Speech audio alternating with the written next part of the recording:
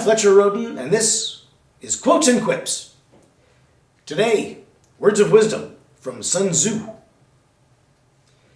Quotes and Quips is brought to you by my website, FletcherRhoden.com. That's where you can find links to my author's page at Amazon.com. There you can buy my books in paperback or for Kindle or in audiobook format in some cases. The website also has a link to my artist page at Spotify. There you can download my albums. Early in 2024, I released a 4-album set called Quadrilogy. And in early 2025, I have a brand new pop album coming out called I'm Possible. Now these will be available for download from Spotify or wherever you like to download your favorite music. At my website, there's free music that you can only get there. So, let's look at Sun Tzu, who tells us,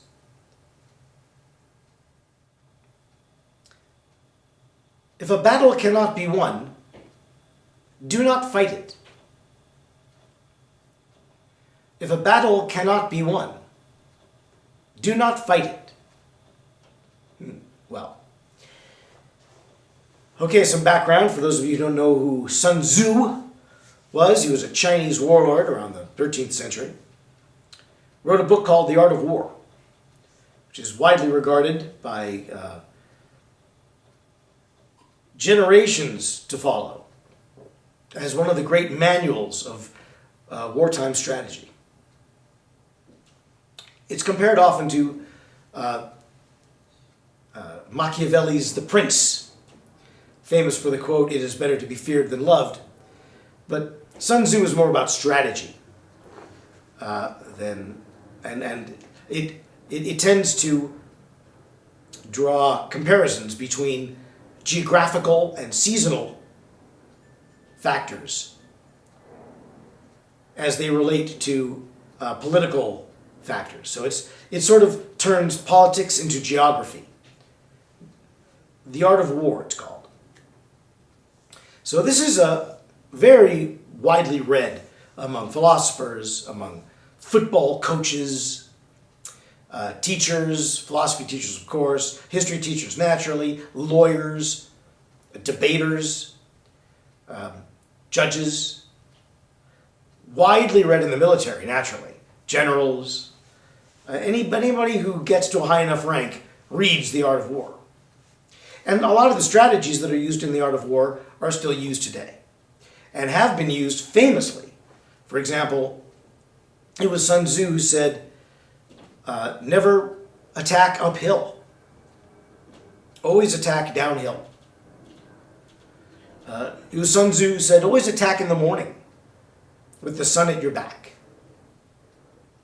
Why is that? Well, it's because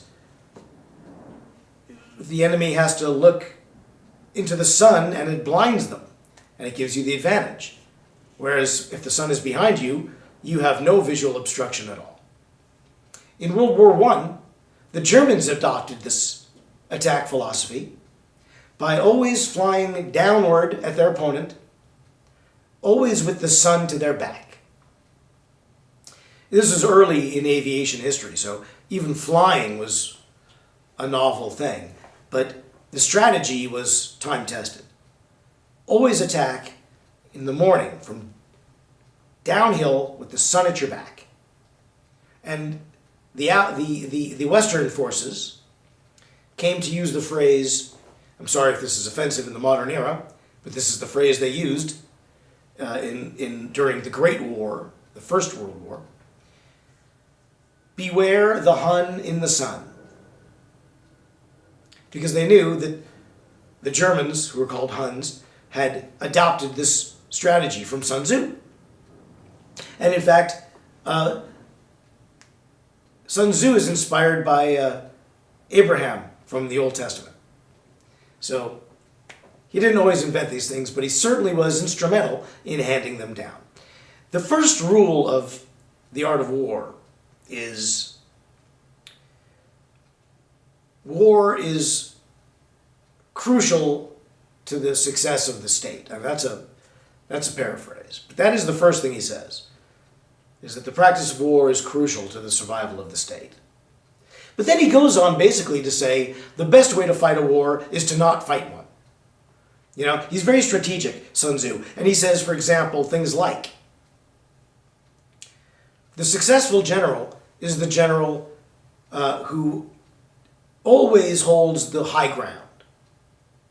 When a general loses the high ground, he loses the support of his troops and he loses the ground. The successful general only fights when he must fight. The successful general only fights when he knows that he's going to win. Otherwise, he doesn't fight. The successful general knows he's going to win because he knows how he's going to win. He's prepared. He goes in knowing. The successful general prevails because he's fighting for the right thing, because there's a specific thing that he's fighting for which he needs to obtain. The successful general does not fight simply to fight. Even though they know they're going to win, even they know how they're going to win, they fight only to accomplish a specific thing which this fight will accomplish for them, and this fight only. They go in calculated, they go in deliberate, they go in knowing that they have to do it. Because one of Sun Tzu's greatest things is the successful general does not fight a battle which he knows he's going to lose. If you can't win a battle, don't fight it. He speaks of selectivity. He speaks of discretion. He speaks of reason over emotion. I've talked about that, and I'll go on talking about it in 2025, about how in the psyche there's always both reason and emotion occurring at the same time, but never in equal measure, always one over the other. Sun Tzu is very much about reason over emotion, very much, as all the great generals are. Sun Tzu's wisdom is filled with, be reasonable, do not be emotional in battle. Know your enemy, you know. Beware of the seasons. Use diplomacy first. The general who prevails only fights when he must fight. So here we see that sentiment echoed in a single phrase. If you cannot win a battle, don't fight it. Now, there are other points of view. Cyrano de Bergerac says very beautifully in the play Cyrano, I try to stay away from fictive quotes, but sometimes they're great. Cyrano says,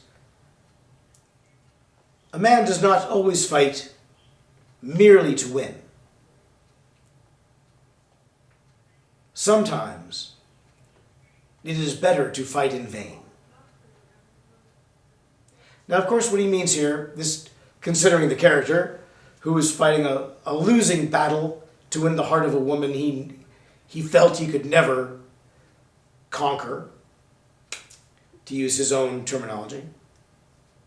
He knew he was fighting not to win her heart. It was better for him to fight that romantic war. Even though he'd never have her as his wife, he knew that he could win that battle in another way. And it was a battle he wanted so much to fight.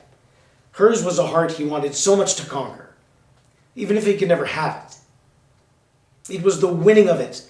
It was the battle.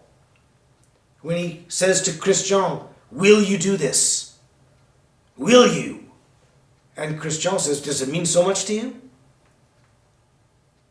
I speak of the Jose Ferrer reading of it in the film, Stanley Kramer. He says, it means, and he's overwhelmed by emotion, but then reason takes over.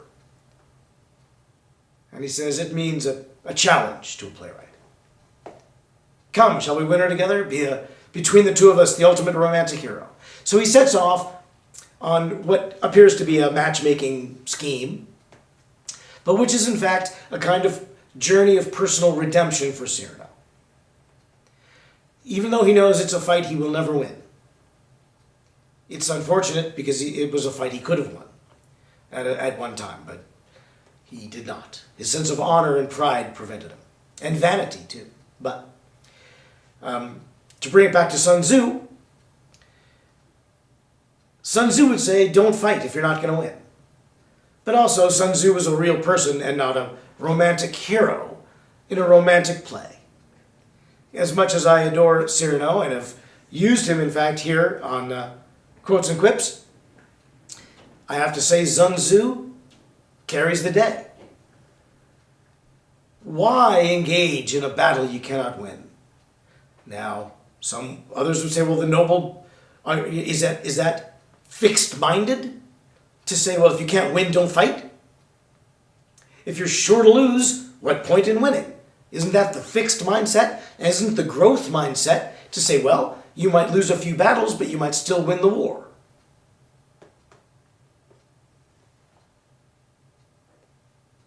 Hard to say. I would say Sun Tzu, it's not so hard to identify those two things. Whether or not Sun Tzu was growth-minded or fixed-minded is a more complicated question.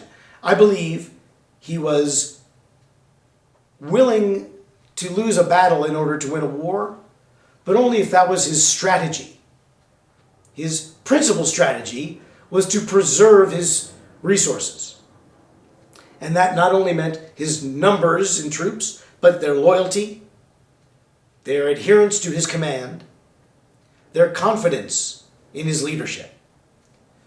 The art of war is as much about leadership in peacetime as it is about fighting a war in ancient China.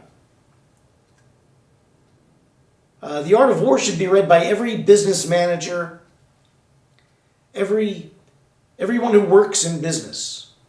Also should my book, Tracking the Lone Wolf, the Sigma at Work, at Home, and at Play.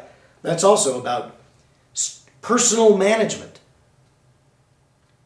and managing, business management and personal management. Sun Tzu speaks of the same things. For him, the general who prevailed was the one who managed himself and his army and kept in mind the various facets of his surroundings, including the seasons, the topography, the disposition of his men and of his enemies.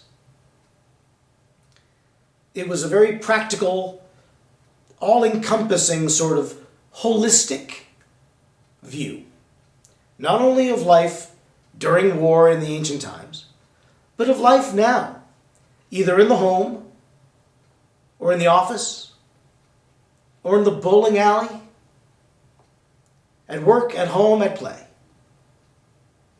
Both Sun Tzu, and I humbly suggest myself, have something to offer in these three theaters.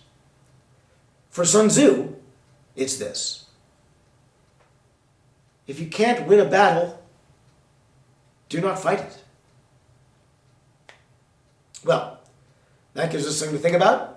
To help close out the year, this has been the 2024 run of Quotes and Quips. I will be back in 2025 for another year. It'll be Quotes and Quips every other Monday at noon on this YouTube channel, and it'll be alternating with my new show, Fletcher Rhoden's Pet Peeves, because misery loves company. That will also be alternating Mondays right here on this YouTube channel at noon. You can go back and watch 2024's entire run of Quotes and Quips. It will remain up. And there will also be 2023's run of Tracking the Lone Wolf, which was the show I did on its own YouTube channel called Tracking the Lone Wolf. So check that out, like and subscribe. Don't forget to download Quadrilogy from wherever you like to download your favorite music, and get ready, because the year opens in January with the release of a new pop album, I'm Possible. All new, all original, all great. Enjoy it. Tune in again. Enjoy your new year. Until then, bye, Mary.